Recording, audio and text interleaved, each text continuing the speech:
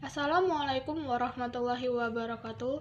Om Swastiastu, Namo Buddhaya, salam kebajikan. Salam. Perkenalkan kami dari kelompok 2.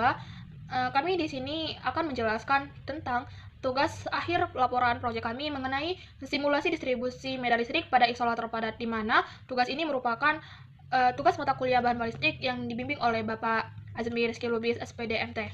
Adapun tahap sebelum melaksanakan mini riset, pertama itu kami mengerjakan rekayasa ide, di mana hal ini memudahkan kami dalam menganalisis data untuk memasuki mini riset. Ke tahap rekayasa ide, kami ingin membuat simulasi medan listrik yang sederhana tetapi tetap akurat. Dalam menyelesaikan tugas proyek tersebut, kami memulai langkah pertama, yaitu memulai mini riset, di mana kami mulai mencari informasi mengenai isolator pada dalam sistem tenaga listrik, yang dimana kami mendapat dari literatur maupun jurnal. Kami menemukan bahwa distribusi medan listrik di dalam isolator tidak selalu merata. Ada daerah-daerah tertentu yang dapat mengalami konsentrasi medan tinggi, dan itu bisa memicu breakdown atau kerusakan di elektrik. Kami juga mempelajari bagaimana bentuk geometri, nilai permisivitas, dan kondisi batas dapat memenuhi penyebaran medan listrik. Di mini riset tersebut, kami menyadari bahwa simulasi numerik menjadi sangat penting untuk memahami pola distribusi potensial dan medan listrik secara lebih realistis. Adapun 5 ide utama yang kami gunakan, pertama itu menggunakan metode numerik, khususnya beda hingga. Kedua, membuat struktur grid 2 dimensi yang berisi titik-titik tunggal. Yang ketiga, menetapkan kondisi batas, yaitu satu sisi isolator diberi tegangan tinggi, sedangkan sisi lainnya dihubungkan ke 0 volt. Dan keempat, mengolah data di Excel ataupun MATLAB untuk memvisualkan distribusi medan dan potensial. Dan yang terakhir, membandingkan hasil simulasi dengan teori untuk melihat apakah distribusi medan sesuai dengan konsep medan listrik dan sifat dielektrik. Oke, penjelasan selanjutnya akan dibahas oleh teman kami, Maulana Arasya. Lalu kita masuk ke dalam teori dasar. Sebelum kita masuk ke proses, mari kita pahami terlebih dahulu teori singkatnya. Medan listrik terbentuk karena perbedaan potensial. Dalam bahan isolator, medan listrik tidak mengalir seperti pada konduktor, tapi tetap menyebabkan polarisasi. Nilai medan listrik akan semakin besar pada area dengan perubahan potensial yang tajam. Selain itu, permitivitas relatif atau IR pada bahan sangat berpengaruh. Semakin besar IR, semakin kecil medan listrik yang timbul di dalam bahan tersebut. Teori-teori ini menjadi dasar dalam merancang simulasi. Selanjutnya kita masuk ke dalam proses pembuatan data dan simulasi. Di sini ada layar Excel, contoh seperti grid dan perhitungan.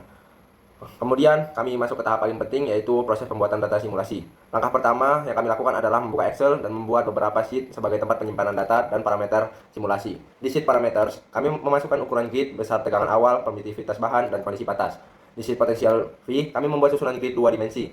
Titik-titik pada tepi diberi nilai potensial tetap sesuai kondisi batas, sedangkan titik lainnya diisi dengan nilai awal 0. Kemudian, untuk menghitung pergerakan potensial, kami menggunakan rumus metode beda hingga. Setiap titik potensial diperbarui berdasarkan rata-rata dari 4 titik terdekatnya.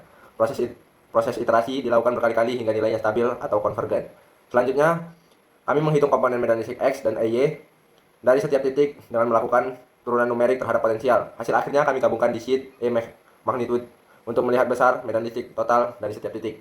Setelah data selesai, kami memvisualisasikan dalam bentuk grafik kontur dan vektor arah medan menggunakan MATLAB. Dengan grafik ini, penyebaran medan dapat terlihat dengan jelas.